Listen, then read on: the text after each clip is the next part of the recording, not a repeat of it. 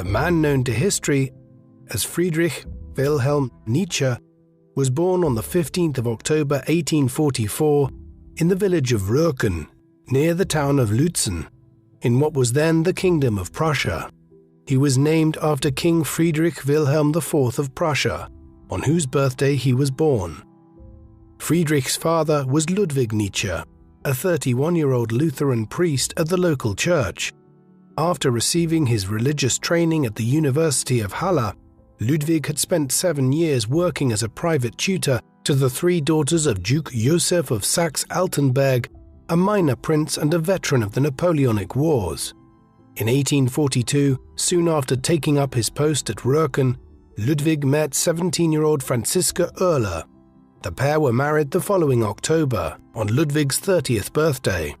The daughter of the priest of the nearby parish of Porbels, Franziska was 19 years old when she gave birth to Friedrich.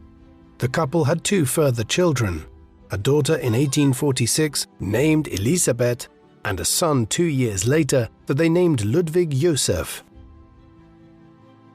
Nietzsche's recollections of his earliest years were dominated by his father, who was a well-respected member of their community. Living in a scholarly house, little Friedrich enjoyed playing with the books that were proudly displayed in his father's study. This idyllic existence would soon be disrupted by the revolutions of 1848, which swept across the European continent that spring and summer. The conservative Nietzsches were horrified when the King of Prussia was forced to acquiesce to many of the demands of the Prussian revolutionaries. Yet there were more personal problems soon facing the family. A few months later, Friedrich's father began suffering from a series of seizures, which doctors could not explain, and he died in July 1849. A few months later, in January 1850, Friedrich's younger brother Ludwig Joseph also died, a few weeks short of his 2nd birthday.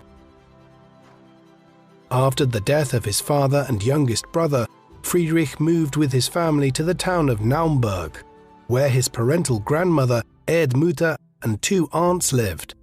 The young 5-year-old Friedrich, nicknamed Fritz, initially struggled to adjust to the more urban life in Naumburg. In 1851, he began to receive lessons from a priest in training named Weber, and soon became close friends with 2 classmates, Wilhelm Pinder, who lived with his family in one of the town's most prestigious houses, and the latter's cousin, Gustav Krug, the son of a prominent local official and accomplished musician. In October 1854, 10-year-old Fritz and his friends were admitted to the Cathedral High School. 2 years later, the Nietzsches moved into a larger house. With a new piano at his disposal, Fritz received lessons from a local choir master and proved a talented musician.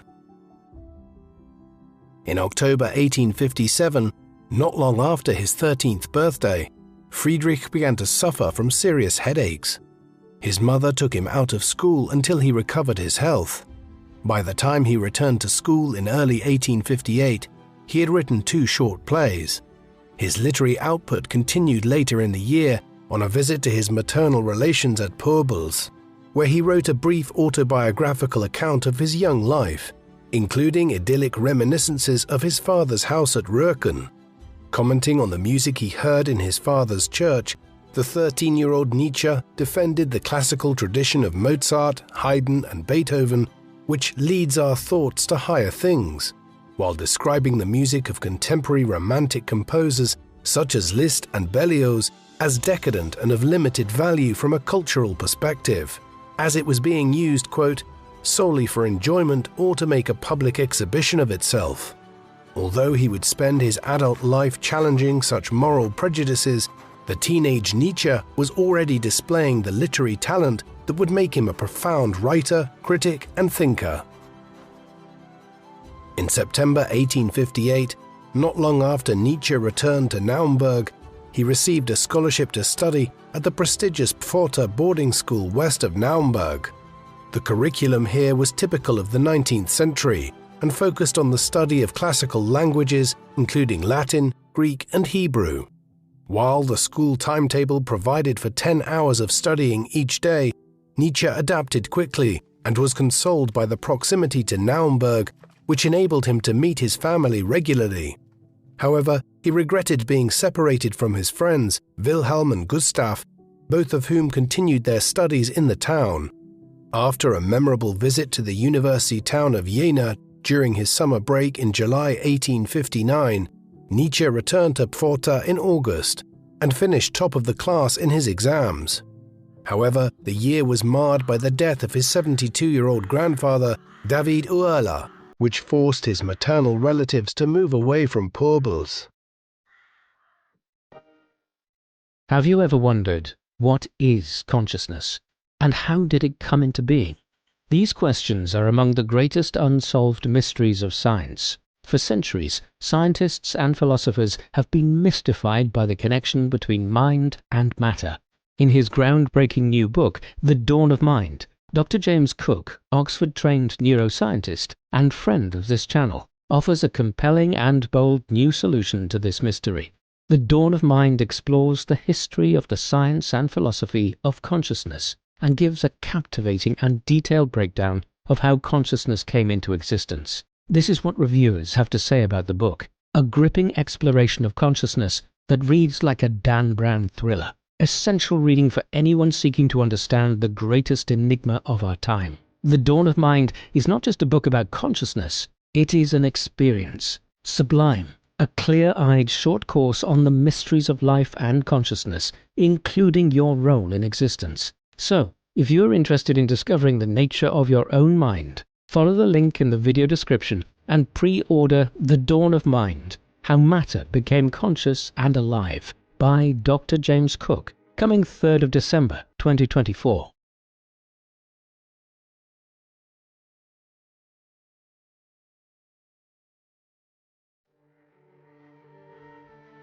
In the summer of 1860, Nietzsche, Wilhelm Pinder, and Gustav Krug formed a three-man literary society called Germania, agreeing to meet regularly and discuss their respective musical and literary outputs. As part of this pursuit, Nietzsche began writing a Christmas oratorio.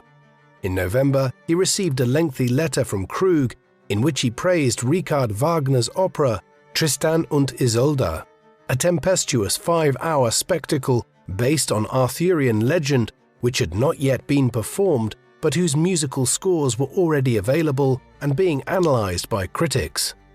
For the time being, Nietzsche did not share his friends' enthusiasm for Wagner's work, though that would change in time. He continued to work on his oratorio, but was once again affected by his migraines. Over the course of 1861, he also began to drift towards the music of Liszt, which he had earlier denounced as sinful, and began to take an interest in Slavic and Hungarian folklore. The year also had a transformative impact on Nietzsche's thinking about history and literature. For school, he wrote a provocative essay defending Friedrich Hölderlin, a poet and philosopher who contrasted German barbarism with the achievements of classical antiquity and who had supported the French Revolution. Elsewhere, Nietzsche was inspired by the English poet Lord Byron, in particular his superhuman romantic hero Manfred. Far more controversial was an essay which he composed around this time, which was supportive of Napoleon III, Emperor of the French, and a nephew of Napoleon Bonaparte, whose armies had inflicted so much devastation on Germany a half a century earlier. Nietzsche's text was criticized by both his friends, an early sign of Friedrich's willingness to court controversy in his writing. In the period that followed, Nietzsche's creativity increased as his thinking continued to develop. In an essay entitled Fate and History, Nietzsche came to the realization that an individual who is theoretically free is in fact obeying a wide range of customs and traditions ingrained into them from childhood, which he called fate. For Nietzsche, an individual who was truly free had to constantly battle against the constraints of fate.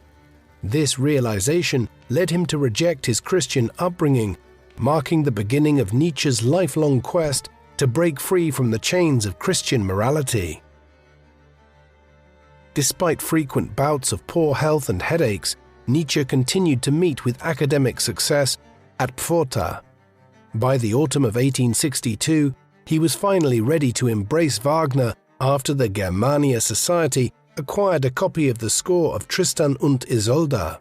Sitting at his piano, Nietzsche valiantly joined Krug in making their way through the opera. Nietzsche was so impressed that he took the score with him to Pforta, deaf to Krug's complaints that it was his idea to purchase it. In his efforts to tear down the rules around him, Nietzsche had begun joining his classmates in smoking and drinking, but in the spring of 1863, a teacher ran into him as he and a friend were returning to school from a drunken binge, resulting in him being moved back a semester. His pursuit of his literary interests caused his grades to fall, and he only just managed to pass his final exams in the late summer of 1864. While his friends Wilhelm Pinder and Gustav Krug went to university at Heidelberg, Nietzsche opted to study theology at Bonn, despite his growing religious pessimism. Nietzsche arrived at Bonn in October, accompanied by his Pforta classmate Paul Deussen, who would later become a renowned Sanskrit scholar. Here he attended lectures by the preeminent philologists Otto Jahn and Friedrich Ritschl.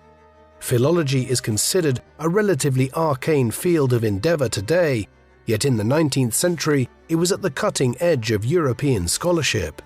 As a discipline, it combines literary criticism with analysis of texts and languages, all within a historical framework. It's important to bear this in mind, as most contemporaries considered Nietzsche to primarily be a philologist rather than a philosopher, as he is more often deemed to have been today. As well as this, much of his earlier work falls very clearly into the realm of philology. When he returned to Naumburg for the Easter holidays in 1865, Nietzsche shocked his mother by informing her that he was no longer planning to become a priest. His growing interest in philology had informed him of how myths come into being, and he increasingly recognized that the early Christians had transformed the historical Jesus of Nazareth into a divine figure in a similar fashion. Supporting his arguments with a copy of David Strauss's Life of Jesus, and which attributed the Gospels in the Bible to early Christians several decades after Jesus' death, Nietzsche stubbornly resisted his family's efforts to convince him to return to theology. When he returned to Bonn, he formally transferred to the Faculty of Philology. Nietzsche soon decided that Bonn was not for him, and opted to transfer to the University of Leipzig in his native Saxony. Aside from financial considerations, Nietzsche had decided to follow Friedrich Ritschl, who had recently been recruited by Leipzig. Soon after his arrival at Leipzig in October 1865, the 21-year-old Nietzsche discovered the work of the philosopher Arthur Schopenhauer, who would become the greatest influence on his thinking. In his book, The World as Will and Representation, Schopenhauer built on the work of his great predecessor, Immanuel Kant, by arguing that the empirical world is only a representation constructed from sensual perceptions, while the true world is defined by an unknowable will that exists among all living beings. In his efforts to understand this enigmatic force, Schopenhauer anticipated Darwin by recognizing that nature is a struggle for survival. Although humans had achieved a dominant position in nature through superior intellect, Schopenhauer pessimistically saw the human will as one which relentlessly pursues its desires only to encounter boredom after attaining them. The only way to escape the suffering of the human condition was to appreciate the wonders of nature and art. In early 1866, Nietzsche furthered his intellectual pursuits by founding a philological club and presenting a paper which caught the attention of Professor Ritschl, who offered to support him in getting his work published. At this time, Saxony found itself caught up in a war between Prussia, the dominant power in northern Germany, and the Austrian Habsburg Empire, the largest German region in the south of Central Europe. After the Prussians won a decisive victory at Königgrätz in July, Prussia extended its influence and Saxony effectively became a Prussian protectorate. Notwithstanding his academic success, in September 1867, Nietzsche was swept up in the German patriotic fervor and enlisted in an artillery regiment. In March 1868, he was badly injured after falling from his horse. he took advantage of his recovery to work on his academic contributions. Shortly before entering military service, he had written a prize-winning essay on the 3rd century AD Greek historian and biographer of the ancient philosophers, Diogenes Laertius. Laertius is our foremost source for the details of the lives of many of the ancient world's most important philosophers, men such as Zeno of Citium, the founder of the school of philosophy known as Stoicism. Nietzsche's essay on Laertius was subsequently published in a prestigious journal edited by Ritschl, who would accept 2 more of Nietzsche's contributions in 1868. At just 24 years of age, Nietzsche was firmly on the path to academic stardom when he returned to Leipzig in October 1868 after his military service. Following an introduction from a friend, on the 8th of November, Nietzsche was invited to a private gathering to meet one of his idols, Richard Wagner. After Wagner entertained his small audience by playing extracts from his operas, he and Nietzsche talked about philosophy, and the latter was delighted to hear that his favorite composer was also an enthusiastic admirer of Schopenhauer. At the end of the meeting, Wagner invited Nietzsche to visit him at his home in Lucerne in Switzerland to continue their discussions. As chance would have it, not long afterwards, Nietzsche received an astonishing offer to take up a professorship in classical philology at the University of Basel in Switzerland. Motivated by the salary of 3,000 Swiss francs a year, Nietzsche left for the Alpine country in March 1869 to take on a professorship without even having completed his university degree. Clearly, his early published work had convinced his new departmental colleagues in Basel that the young man was worth hiring, degree or no degree. While he struggled with being away from friends and family in Germany, Nietzsche did make frequent trips to Wagner's villa at Tribschen on the shores of Lake Lucerne after arriving in Switzerland. There he cultivated good relations with Wagner's mistress and future wife, Cosima von Bülow, the daughter of Franz Liszt, whom he would later praise as the model for womanhood. Nietzsche was glad to become part of his idol's intimate circle at a time when Wagner was working on Siegfried, the 3rd part of his epic Ring cycle based on Germanic mythology, while the composer appreciated the young philologist's interest in his work. After spending Christmas with the Wagners, Nietzsche delivered 2 controversial lectures in early 1870, in which he argued that the ancient Greek philosopher Socrates, a revered figure in the canon of Western philosophy, was partly responsible for the degeneration of Greek culture from the heights of epic poetry and tragedy. He would soon expand out these ideas, arguing that classical Greek culture was actually at its height in the 6th and early 5th centuries BC, and that figures like Socrates in the late 5th century BC, with what Nietzsche viewed as a rather simplistic philosophical approach, represented a decline. In April 1870, Nietzsche had his post at Basel confirmed as a permanent one, but his joy was short-lived after learning that he would be teaching 20 hours a week, a schedule which would leave him little time for his own research and writing. He received a further shock a few weeks later when Wagner informed his close friends that he was intending to move away from Tribschen, his own opera theatre at Bayreuth in Bavaria, under the patronage of his admirer, King Ludwig II, where he hoped to stage his Ring cycle with musicians trained under his direction. A disconsolate Nietzsche wrote to Cosima suggesting that he might leave his academic post after a year or 2 and follow Wagner to Bayreuth. Meanwhile, Nietzsche's life was further disrupted when Napoleon III of France declared war on Prussia in July 1870. After spending his summer holiday with the Wagners, he obtained leave from the university to serve as a medical orderly in eastern France, and arrived at the headquarters of the Prussian Southern Army at Nancy in Lorraine just before the Prussians defeated the French decisively at Sedan on the 2nd of September 1870.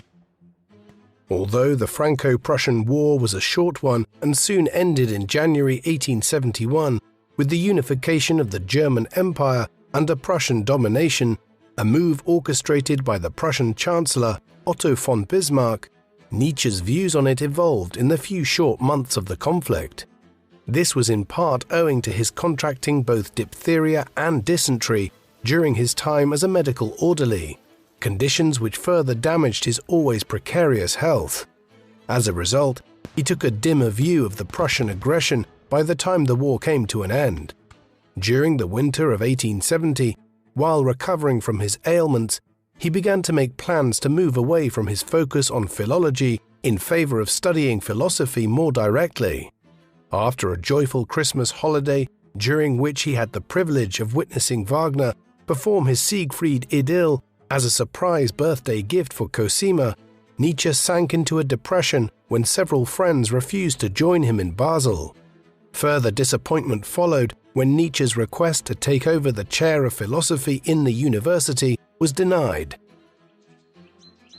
While recovering his health in Lugano in Italian Switzerland, Nietzsche worked on a study of Greek tragedy, which eventually became a book under the title The Birth of Tragedy, published in December 1871.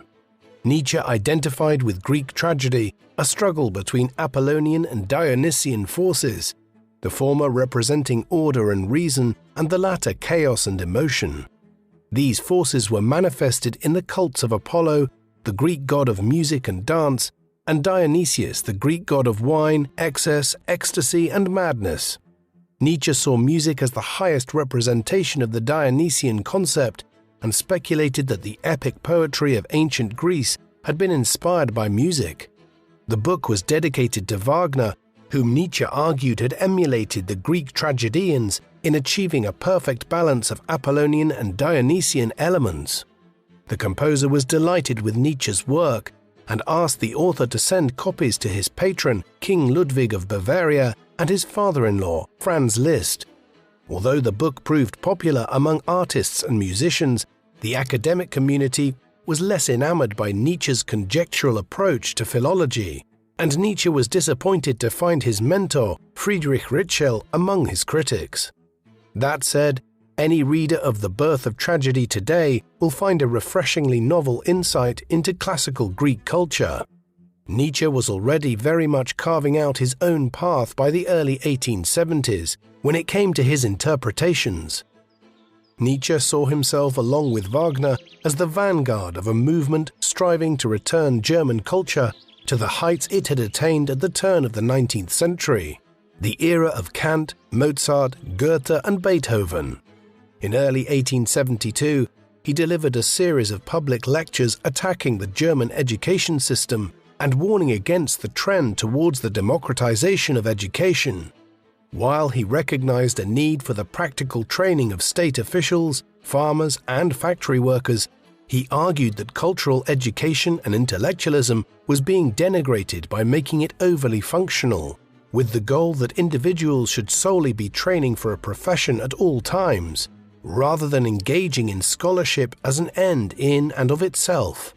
In May, he went to Bayreuth to attend a ceremony marking the laying down of the foundation stone of Wagner's new theatre at Bayreuth, an edifice built to the composer's specifications.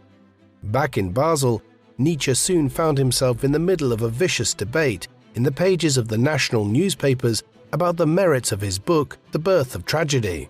While he appreciated the publicity, he realized that most of his fellow philologists were against him, and after spending his summer holidays in Italy, Nietzsche returned to Basel to find that only 2 students had signed up to his course on Greek and Roman rhetoric. He was forced to abandon a second lecture course on Homer altogether. Unperturbed, Nietzsche now decided to work on a study of pre-Socratic Greek philosophers, which he hoped to publish under the title Philosophy in the Tragic Age of the Greeks, in time for Wagner's 60th birthday in May 1873. When he visited the Wagners in early April in Bayreuth to inspect construction work on the theatre, Nietzsche's reading from his latest work received a somewhat cool reception, and his efforts to lighten the mood by playing one of his compositions on the piano were likewise received awkwardly. By early May, Nietzsche had almost finished his new book when he became distracted by the publication of The Old and New Faith by David Strauss, the writer whose Life of Jesus had inspired Nietzsche to give up religion. Now, 4 decades after the Life of Jesus first appeared, Strauss's latest work set out a vision of progressive Christianity that labeled Schopenhauer's pessimistic diagnosis of the human condition as the product of a, quote, putrefying brain. Nietzsche was infuriated by this and wrote a polemical essay targeting Strauss as the representative of a contemporary cultural Philistinism in Germany that had stopped seeking truth and beauty and instead looked for easy and comfortable answers. This polemic of Nietzsche's against Strauss was the first of a series of 4 essays which would eventually be published together in 1876 under the title Untimely Meditations. In the next installment, under the heading On the Use and Abuse of History for Life, Nietzsche argued that it was worth studying the past as a reminder that it was possible for humanity to achieve greatness, but warned against hero worship and myth-making, suggesting that periodically the past should be re-examined with an eye to the future. Nietzsche then proceeded to attack the scientific approach to history in Germany, which served to undermine the power of the past. In another essay from this time, entitled Schopenhauer as Educator, he praised the manner in which Schopenhauer sought to liberate his readers from convention. It certainly influenced Nietzsche. He was nothing if not original in his views. For the 4th of his Untimely Meditations, Nietzsche turned his attention to art with a piece entitled Richard Wagner in Bayreuth. Although he had written most of it by early 1875, he was once again struck down by ill health that would leave him almost blind. Scholars have debated what afflicted Nietzsche for well over a century. Many have concluded that he was suffering from tertiary syphilis, but it may have been a number of different ailments that gradually became worse over time, notably gastric spasms, hemorrhoids, debilitating headaches, failing eyesight, and eventually fits and fainting spells. Some have speculated that these myriad neurological issues indicate the development of a brain tumor. It was not until July 1876 that Nietzsche recovered enough from this latest bout of ill health that he managed to complete the manuscript of Richard Wagner in Bayreuth with the assistance of a young musician and admirer named Heinrich Koselleck. Copies were immediately sent out to Wagner, who urged Nietzsche to hurry to Bayreuth. Final rehearsals in advance of the premiere of The Ring Cycle in mid-August. Nietzsche arrived there by the 22nd of July, but found the town full of aristocrats who were there for the social occasion rather than any particular appreciation of Wagner's work. Keen to get away from the crowds, Nietzsche refused an invitation to meet the King of Bavaria. The University of Basel now granted Nietzsche a year-long sabbatical. He spent the first part of it in Italy with Malvida von Meisenburg, a German aristocrat who had turned her back on her family and befriended several prominent European revolutionaries, and was an enthusiastic admirer of both Wagner and Nietzsche's work. Although Meisenburg was 28 years Nietzsche's senior, she became one of his closest confidants after their first meeting in Munich several years earlier.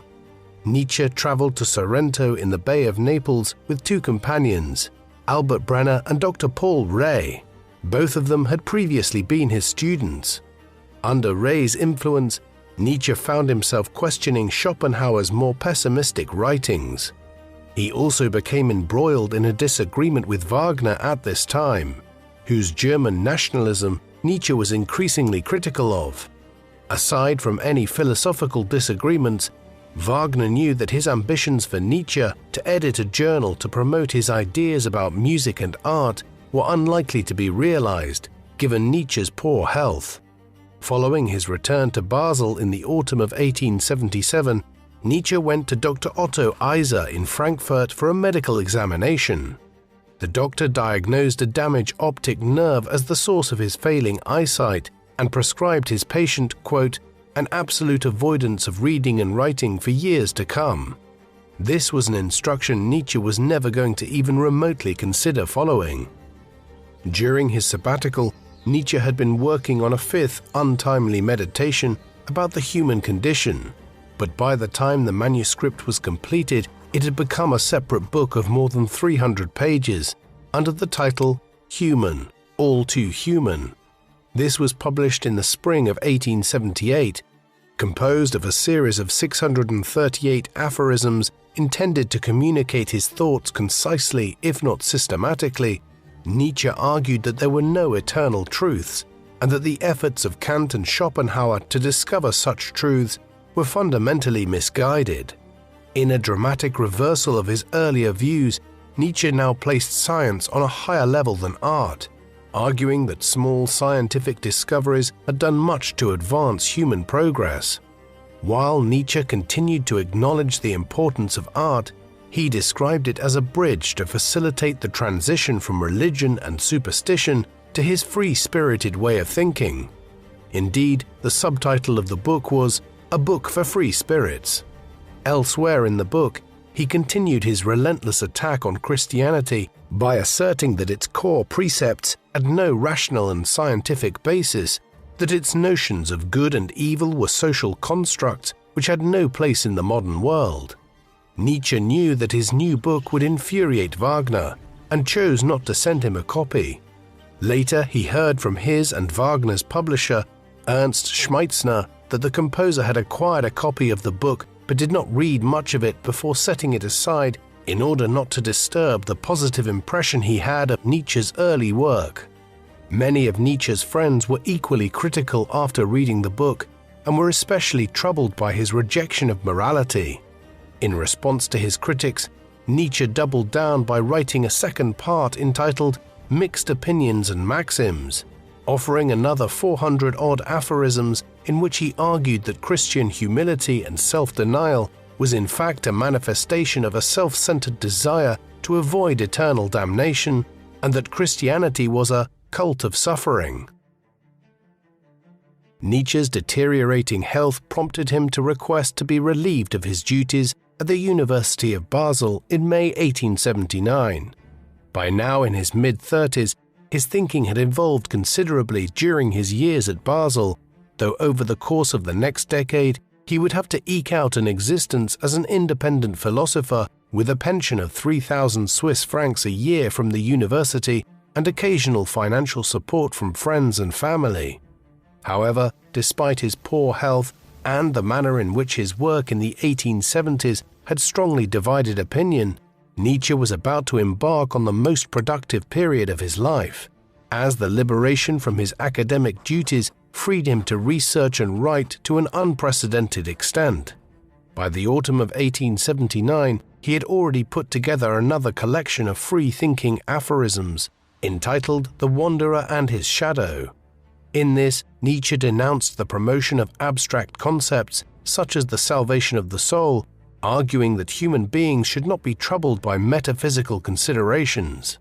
Addressing an age-old question about the state of nature, he attacks Jean-Jacques Rousseau's notion that man is born free but everywhere is in chains, arguing that rather than voluntarily giving up part of their freedoms for the social good, human communities evolved in response to external threats, and the earliest forms of justice were no more than legalized systems of revenge. By giving his book the title The Wanderer and His Shadow, Nietzsche used his aphorisms to explore positive and negative aspects of the same issue. For instance, addressing the impacts of war, Nietzsche asserted that while war was clearly a destructive force, it can also provide the necessary catalyst to rejuvenate stagnant communities and resolve long-standing tensions within them. These views were often controversial, but many of the ideas outlined in The Wanderer and His Shadow are now widely incorporated into the field of anthropology and the study of early human societies. The winter of 1879 proved disastrous for Nietzsche's health, and he spent 1880 on the move, seeking more amenable climates. In February 1880, he went to the northern Italian lakes, where he met up with Heinrich Koselleck and accompanied him to Venice. Nietzsche enjoyed Venice in the company of his young friend, whose support in transcribing Nietzsche's barely legible drafts into a fine copy proved indispensable. but the summer heat compelled him to move to the fashionable spa town of Marienbad, now in the Czech Republic. After returning to Naumburg in September, he returned to Italy in October to preempt the onset of winter and settled down in Genoa. Here Nietzsche was prodigiously busy, and by February 1881 he had completed his draft of Morgenröte, or Morning Glow, which was published in June. While Nietzsche had high hopes for the book, it would prove to be one of his lesser-known works, though it allowed him to further develop his ideas about Christianity's harmful impact on human development, while expressing his appreciation for Eastern religions, in particular Buddhism, which had largely cast aside the need for gods in favor of a quest for the spiritual fulfillment of the individual. January 1882 saw Nietzsche in unusually good health, and he was glad to have the company of Paul Rée, who had brought a typewriter with him to help Nietzsche with his work. Typewriters had only really become commercially available from the late 1860s onwards, and Nietzsche, who was trying to use one in a sustained manner for the first time, initially struggled to operate the machine, straining his eyes to make sure that he was pressing the right key. Now in his late 30s, Nietzsche made the light-hearted suggestion that he might need a wife, a subject that he had occasionally discussed before with Paul Rée and Malvida von Meisenburg during their time in Sorrento. After spending 5 weeks in Genoa with Nietzsche, Rée had continued his journey to Rome to stay with Meisenburg, in whose salon he encountered Lou Salome, a 21-year-old Russian-born poet whose iconoclastic opinions reflected her disillusionment at the religious and moral instruction she received as a student of theology. Rée insisted that Nietzsche ought to meet this extraordinary prodigy, and after a brief stay in Messina in Sicily, Nietzsche arrived at Rome in mid-April. In spite of their rather awkward initial encounters in Rome, Nietzsche was soon impressed by Salome's intellect. In Salome, Nietzsche believed that he had found a young female disciple who could support his work. Although Salome later claimed that Nietzsche had proposed to her during a third meeting in Lausanne in early May, Nietzsche insisted that he was only after intellectual companionship, in contrast to Rée, who addressed incessant letters to her in distinctly romantic terms. In a plan devised by Salome, the three intended to live together in a philosophical commune in Vienna.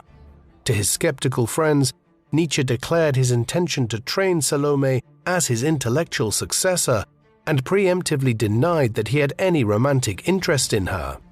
Nietzsche had arranged for his sister Elisabeth and Salome to meet in Bayreuth in July for a performance of Wagner's opera Parsifal, based on the Arthurian knight Percival's quest for the Holy Grail, one which Nietzsche hated due to its Christian inspiration. Despite their outward display of friendship, Elisabeth Nietzsche was irritated by the young Russian.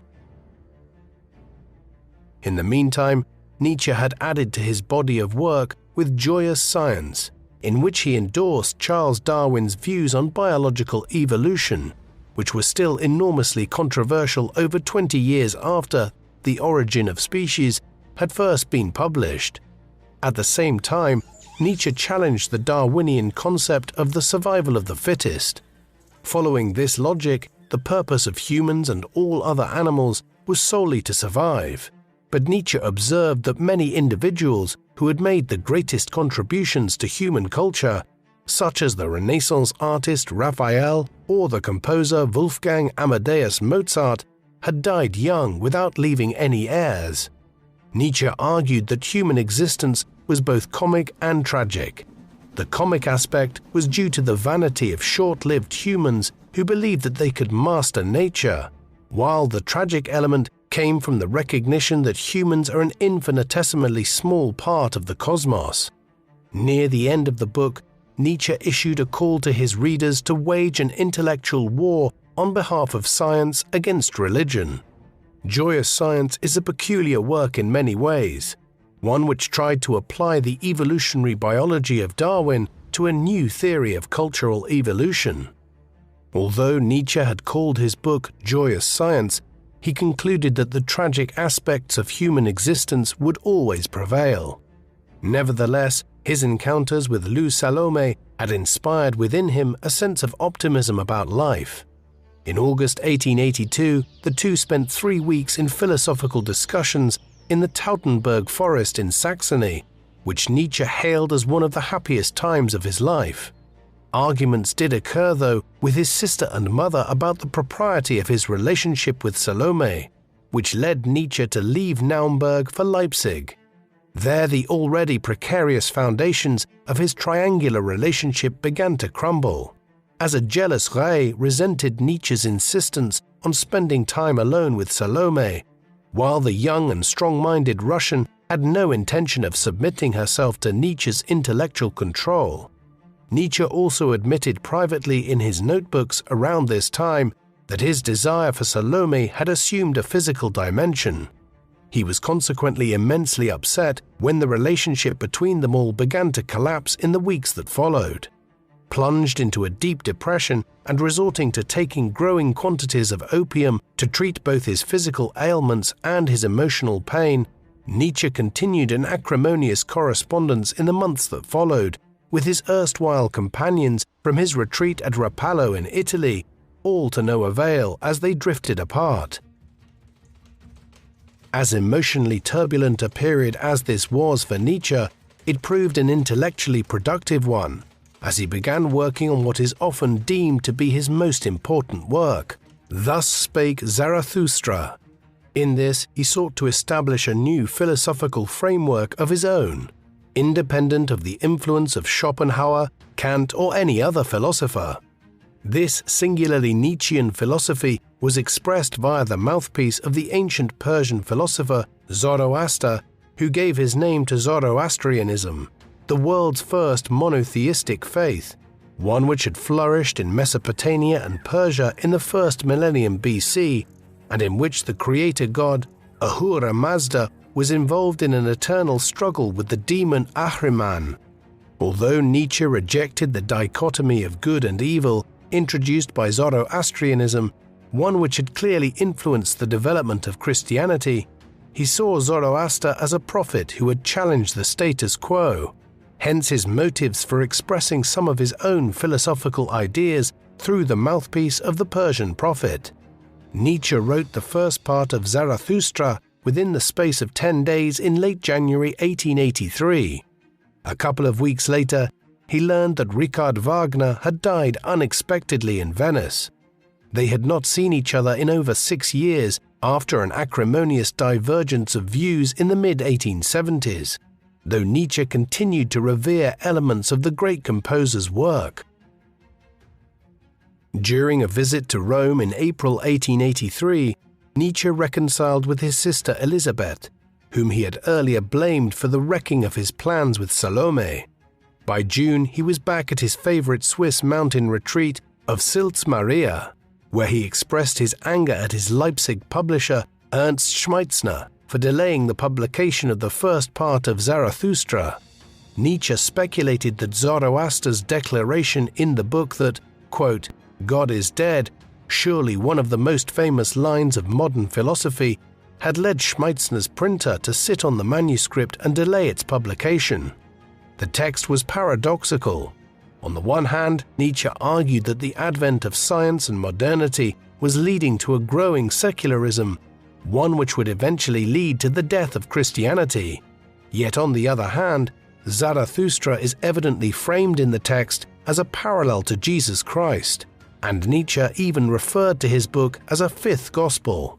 These contradictions can be explained when we see that Nietzsche was arguing that man was now moving to a new stage of evolution after the religiosity of the past, one in which a new Übermensch, Overman or Superman, one based on rationality and a higher culture, would emerge. By July, Nietzsche had completed the second part of Zarathustra, consisting of 22 further discourses in which he went further than ever in denouncing the hypocrisy of Christians seeking self-negating virtuousness for the sake of a heavenly kingdom. Nietzsche began to develop the idea of the will to power, substituting Schopenhauer's image of nature as a struggle for survival with a struggle for mastery, arguing that no relationship between two humans is without a desire to gain control over the other. As he elaborated on the concept, Nietzsche argued that Christianity had only been able to succeed because the emperors at the heart of the Roman Empire had realized in the 4th century that adopting the new religion served their material purposes well, and that the Church soon became estranged from the moral message of Christ as the bishops of Rome sought ever greater power in medieval times. What was needed was a new morality entirely. In the third part of Zarathustra, completed in early 1884 during a stay in Venice, Nietzsche portrays Zoroaster returning to the mountains, where he draws the depressing conclusion that since time is infinite, everything in life is an eternal recurrence of what has already happened before, and will happen again, and that humanity as a collective would never fully evolve, though in the end, Nietzsche's Zoroaster or Zarathustra still finds comfort in the notion of eternity. Although Nietzsche intended this to be the final part of a Zarathustra trilogy, in January 1885 he wrote another 20 Zarathustra scenes of such an explicitly sacrilegious nature that he decided to limit the print run of this fourth part to 40 copies that he distributed among a select circle of friends. These exclusive copies were printed by the Leipzig printer Konstantin Naumann, who had also printed the first 3 volumes at Schmeitzner's request. By this point, Nietzsche had broken off with Schmeitzner. Meanwhile, Nietzsche received news that his sister Elisabeth was planning to marry Dr. Bernhard Förster, a Wagner-file teacher who was planning to found a German nationalist community in South America after his radical opinions cost him his teaching jobs. While both Nietzsche and his mother were opposed to the match, the couple married in May and would leave for Paraguay in early 1886. After completing Zarathustra, Nietzsche decided to return to writing more conventional philosophical treatises without using ancient religious philosophers as his mouthpiece. By March 1886, he had completed Beyond Good and Evil, a work he would struggle to find a publisher for and which he eventually had published at his own expense on the first print run. There were reasons for this. Zarathustra had not sold well, and hundreds of copies of it and Nietzsche's other works were languishing in storage. Publishers were reluctant to take on his books, fearing losses. The stock of his earlier books was eventually bought by the music publisher Ernst Wilhelm Fritsch. Despite his poor sales figures, Nietzsche ordered 1,250 copies of Beyond Good and Evil, regarding it as a concise statement of his thinking. This latest book was another attack on the forces of democratization and egalitarianism, which Nietzsche saw as evolving harmfully out of Christianity. Nietzsche took a stand against these developments, claiming that a great many elements of human progress and cultural creativity had taken place in aristocratic societies. Building on his belief that morality was an artificial construct designed to control people within society, Nietzsche distinguished between what he termed a slave morality and a master morality. Given his optimism about the book's potential commercial appeal, Nietzsche was deeply disappointed to learn in February 1887 that only 65 copies of Beyond Good and Evil had been sold. Among the few readers who appreciated the book was Meta von Salis, a Swiss writer and historian who had just become the first woman in Switzerland to receive a doctorate. Nietzsche and Salis had known each other since 1884 and became close friends. In the summer of 1887, Salis visited Nietzsche in Silz-Maria, where, in an effort to encourage sales of Beyond Good and Evil, he began work on a follow-up volume entitled On the Genealogy of Morality. Drawing on his training in philology, Nietzsche observed that the word for good in many ancient languages derived from words denoting nobility and bravery, while bad related to words such as common or lowly. According to Nietzsche, the process of linguistic transformation began first with the ancient priestly classes of the Levant and wider parts of the Middle East, where civilization had first flourished. For these people, purity and faith were more important than nobility or courage. Out of this tradition, there later emerged the teachings of Jesus of Nazareth. who encouraged humanity to sympathize with the poor and lowly in exchange for spiritual comfort. For Nietzsche, it was the warrior class of Germanic and Scandinavian conquerors who prevented Europe from becoming a Christian theocracy after the fall of the Roman Empire. Although they adopted Christianity, the new kings established an aristocratic hierarchy that was inspired by Roman rule. However, the Protestant Reformation and the French Revolution saw a return of the slave morality in places like Calvinist Geneva in the 16th century. While many individuals will disagree with Nietzsche's arguments about morality in it, in terms of the rigor of his analysis in tracing how Judeo-Christian morality developed over a period of 3 millennia, On the Genealogy of Morality is one of Nietzsche's most significant works. Throughout the creative process for these philosophical texts, Nietzsche continued to suffer from frequent bouts of ill health. Nevertheless, during a stay in Nice in the early months of 1888, he experienced his best health for several years and conceived a 4-volume work entitled The Will to Power as the crowning statement of his philosophy. Yet as early as March, he recognized that the plan was too ambitious and abandoned it. By that time, he was searching for a new refuge and decided to head to Turin. The city's climate and its music culture delighted Nietzsche, who remained for 3 months until leaving for Sils Maria. In a burst of creativity, Nietzsche wrote The Case of Wagner, a polemical critique in which he cast his erstwhile musical idol as a symbol of decadence and decay in European music and society. He continued with The Twilight of the Idols, a series of light-hearted attacks on all the philosophical and religious doctrines Nietzsche opposed, with a title parodying the final opera in Wagner's Ring cycle, The Twilight of the Gods. This was followed by The Antichrist, an investigation into the origins of Christianity, one in which Nietzsche argued that while Jesus, whose kingdom of God was both in the future and in the present, had encouraged his followers to live free from hatred and resentment, the early Christians imposed a doctrine of judgment that used the concepts of heaven and hell as a system of rewards and punishments.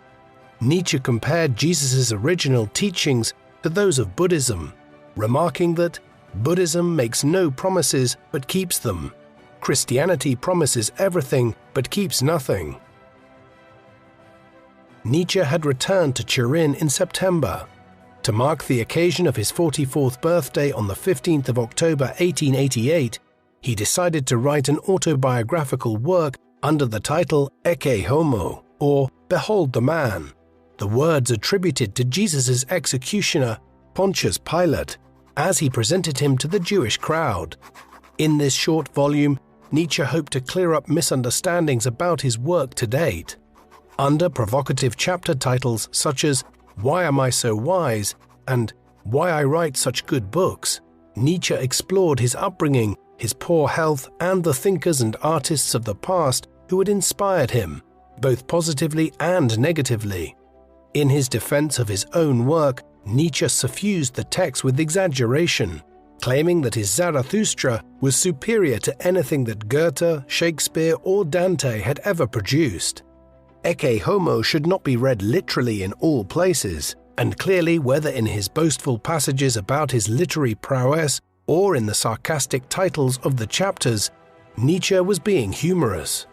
Having written Ecce Homo in the space of 3 weeks, he returned to the split between himself and Wagner many years earlier, something which still clearly troubled him deeply.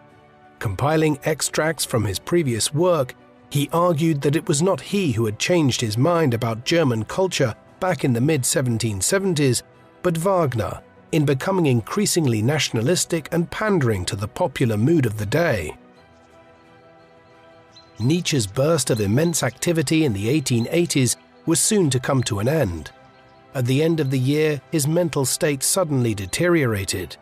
He became prone to fits of anger, and in his delusions of grandeur, he wrote letters addressed to Kaiser Wilhelm II and Bismarck denouncing their doctrines, while in correspondence to friends, he wrote about forming an anti-German league and bringing down the German Empire. In a letter to Meta von Salis, dated the 3rd of January 1889, Nietzsche declared that God is on earth, and claimed to have imprisoned the Pope and ordered Kaiser Wilhelm and Bismarck to be shot. According to an account published after his death, Nietzsche's condition became public when he saw a horse being flogged by its driver in the streets of Turin and ran to protect it, before collapsing at its feet. Clearly, he was deeply unwell, and both those who argue that he was syphilitic or suffering from a brain tumor agree that whatever his condition was, it became much worse in the course of 1888 and 1889. As news of his erratic behavior spread, Nietzsche's family hurried to have him brought back to Switzerland. After a series of medical examinations, which determined that Nietzsche may have been suffering from syphilis contracted as a young man, the philosopher was transferred to the care of his mother, Franziska, in Naumburg. For a year or two, Nietzsche could still string together a few coherent sentences in conversation, but over time his condition worsened irreversibly. The fate of Nietzsche's final unpublished works was still up in the air until 1892, when Elisabeth gave Naumann the right to publish a second edition of her brother's complete works, edited by Heinrich Koselleck, who used the pseudonym Peter Gast that Nietzsche bestowed upon him for his musical compositions. Elisabeth's ill-fated Paraguayan adventure had come to an end, and its failure had caused her husband to take his own life in despair. In 1893, she decided to take control of the whole process, sidelining Koselleck and writing her own biography of her brother, in which she resumed her vengeful attacks against Lou Salome, blaming her in part for her brother's psychological collapse. In 1895, after an argument with her mother about the publication of the Antichrist, Elisabeth brought out her mother's rights to future royalties. When Franziska died in April 1897, Elisabeth moved her brother to the Villa Silberblick near Weimar, where she received admirers of Nietzsche's works and took them to see him despite his condition. On the 25th of August 1900, a couple of months shy of his 56th birthday, Friedrich Wilhelm Nietzsche died at Villa Silberblick, following a heart attack. 3 days later, he was buried beside his father at the parish church in Röcken, despite the protests of the vicar. Following a tumultuous life in which he struggled against persistent illness to become firstly a distinguished academic and secondly an original thinker, who sought to dismantle conventional morality, the iconoclastic anti-Christian philosopher found his final resting place in a Christian graveyard. In a further irony, just as Nietzsche argued that Jesus' followers distorted his teaching after his death, Nietzsche's own thinking was misrepresented by imperialists, communists, and fascists who adapted his concepts of will to power, master morality, and the Superman for their own ends. The worst culprit of all was Elisabeth Forster Nietzsche, who promoted her brother as a German nationalist and anti-Semite, and was received by Adolf Hitler on several occasions before her death at the age of 88 in 1935. Both Wagner and Nietzsche had their work exploited by the Nazis towards their own political ends in the 1930s and early 1940s. There are very few philosophers in human history who have left behind as contentious a legacy as Friedrich Nietzsche did. On the one hand, he has been rightly praised as one of the most startlingly original thinkers of modern times. Whether one agrees or disagrees with the conclusions he drew, there is no doubt that the arguments which he put forward in books like The Birth of Tragedy, Beyond Good and Evil, Thus Spake Zarathustra, and the essays in Untimely Meditations were extremely novel in their approach. However, many people have found his rejection of the ideas of social egalitarianism and his fundamental rejection of conventional Western morality unpalatable. That being said, the attribution of fascist views to him is not accurate. Moreover, even if one finds his arguments unpalatable, there is no denying their influence. His commentaries on the so-called death of God, in an increasingly secular age, foreshadowed the decline of Christian churches in 20th century Europe and laid the groundwork for much of the existential philosophy of the post-war era. Many of Nietzsche's arguments about the evolution of society have also been absorbed to varying degrees into the fields of history, anthropology, and sociology. And that is perhaps the most striking thing about Nietzsche, the sheer breadth of his work. It went far beyond philosophical inquiry to embrace history, anthropology, philology, religion, literary and artistic criticism, musical theory, and much more besides. Thus, whether one loves or loathes him, there is no ignoring Nietzsche in modern scholarship. What do you think of Friedrich Nietzsche? Was he a profound and original thinker who encouraged humanity to seek improvement and scale new heights of cultural and intellectual achievement? Or was his complex philosophy the product of a tortured mind that was degenerating in many ways in the 1880s?